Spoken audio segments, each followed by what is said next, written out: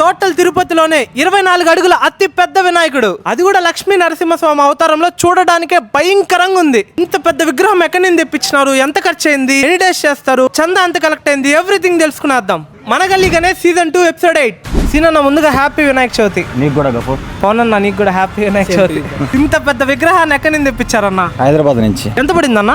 2,50,000. ఎందుకు ఇదే కాన్సెప్ట్ పెట్టాలనుకున్నారన్న? ప్రతిసారి కొత్త కాన్సెప్ట్ తో ముందుకు వస్తున్నాయి సార్, ఇంకొక రకంగా చేద్దామని ప్రయత్నించాం. లాస్ట్ టైం ఏం పెట్టారు? లాస్ట్ టైం నార్మల్ 20 అడుగుల విగ్రహం పెట్టింది, ఈసారి 24 అడుగులు. లాస్ట్ టైం విగ్రహం ఎంత అయింది?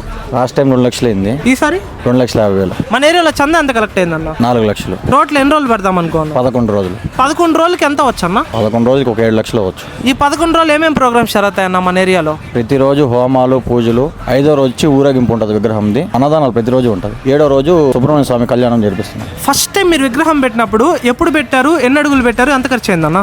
2017లో పెట్టినాము. ఫస్ట్ టైం పెట్టినప్పుడు 10 అడుగులు పెట్టాము. స్టార్టింగ్ 1 లక్ష ఖర్చు అయింది. అప్పటి నుంచి పెడతానే ఉన్నా, ఇప్పుడు 10 లక్షల దాకా వచ్చింది. మన వాళ్ళు ఎవరైనా మన విగ్రహం గాడికి రావాలంటే ఎగ్జాక్ట్ అడ్రస్ చెప్పండి అన్న. కేశవానిగుంట అనంత లా కాలేజ్. కేశవానిగుంటలో అనంత లా కాలేజ్ నుంచి నేరుగా చూసారంటే మన విగ్రహమే కనపడుతుంది. తిరుపతిలో ఈసారి ఇంకా మంచి మంచి విగ్రహాలు అయితే పెట్టేశారనమాట. అదన్నీ మీరు ఇంట్లో కూర్చొని చూడాలనుకుంటే ఒక వీడియో రూపంలో చూపించేస్తా, కింద కనిపిస్తున్న సబ్స్క్రైబ్ బటన్ నొక్కి పెట్టేసుకోండి. జై బోలో గణేష్ మహారాజ్ కే, జై బోలో గణేష్ మహారాజ్ కే, జై బోలో గణేష్ మహారాజ్ కే.